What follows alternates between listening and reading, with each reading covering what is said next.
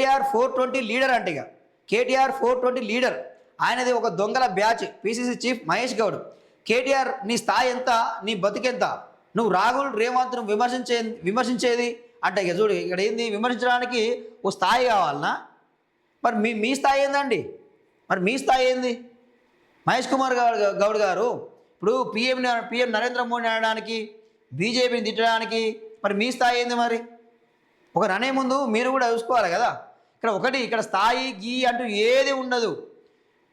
ఈ రాష్ట్ర పౌరుడు, ఈ దేశ పౌరుడు అయితే చాలు విమర్శించడానికి, అడగడానికి. తన హక్కుల మీద ఎవరైనా అడగవచ్చు, ఎవరైనా కొట్లాడవచ్చు, ఎవరైనా ప్రశ్నించవచ్చు. దీనికి స్థాయి ఏముంటుంది? దీనికి ఏం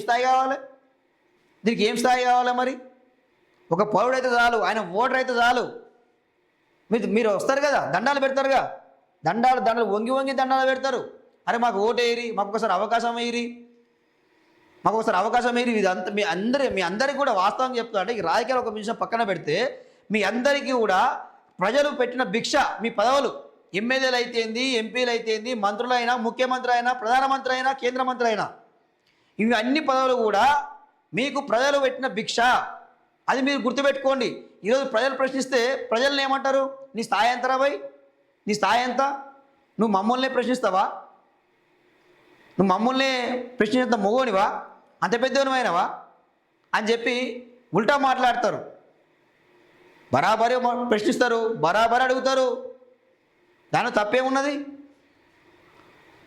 డ్రగ్స్ ప్రభావంతోనే ఇలా మాట్లాడుతున్నాని అనుమానంగా ఉన్నదట. ఇక సో ఇదొక ఆరోపణ. సో మరి ఇక్కడ విషయం ఏంటంటే కేటీఆర్ స్పష్టంగా ఒక సవాల్ విసిరిండు. మీకు దమ్ముంటే, ధైర్యం ఉంటే, మీ కాంగ్రెస్ వాళ్ళు పోయిన అసెంబ్లీలో మీకు దమ్ముంటే డ్రగ్స్ టెస్ట్ పెడుతున్నారు కదా అందరు ఎమ్మెల్యేలకు, మరి పెట్టండి అని చెప్పి నేను స్వీకరిస్తున్నా. నువ్వే ఇచ్చినావు కదా, నువ్వే సవాల్ విసినావు కదా. కేటీఆర్ దాన్ని స్వీకరించింది కదా, రెడీ, మేము సిద్ధంగా ఉన్నాం, డ్రగ్స్ టెస్ట్ పెట్టు, అసెంబ్లీలో అందరికీ పెట్టు అని చెప్పిండు కదా. మరి ఏమైంది? ఎందుకు పెట్టలే? మరి మీరు ఎందుకు వెనక్కిపోయారు మరి మీరు?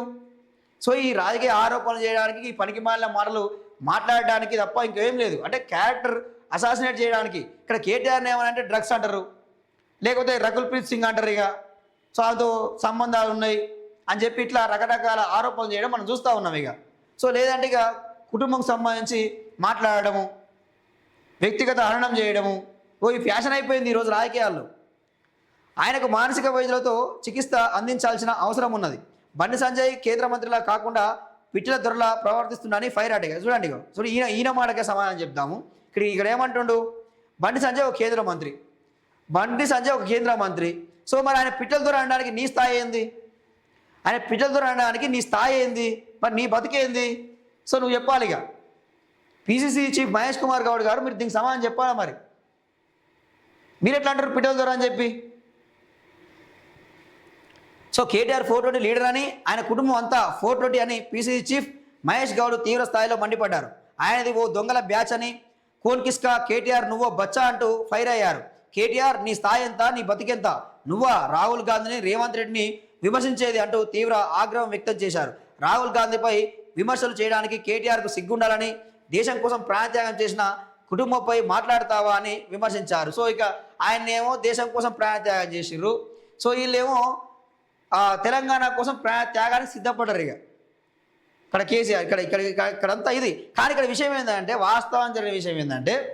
వాస్తవానికి ఏంటంటే ఇక్కడ బలైపోయింది, సమిధలైపోయింది బడుగు బలహీన వర్గాలు మాత్రమే, పేద వర్గాలు మాత్రమే. ఈ పోరాటాల్లో స్వాతంత్ర పోరాటమైనా, సో ఇక్కడ తెలంగాణ ఉద్యమమైనా బలైపోయింది మాత్రం సామాన్యులే, అమరులే. వాళ్ళు బలైపోయి అమరుగా మిలిచిపోయారు, మిగిలిన వారు రాజ్యాన్ని వెళ్తూ ఉన్నారు. సో అది జరుగుతుంది.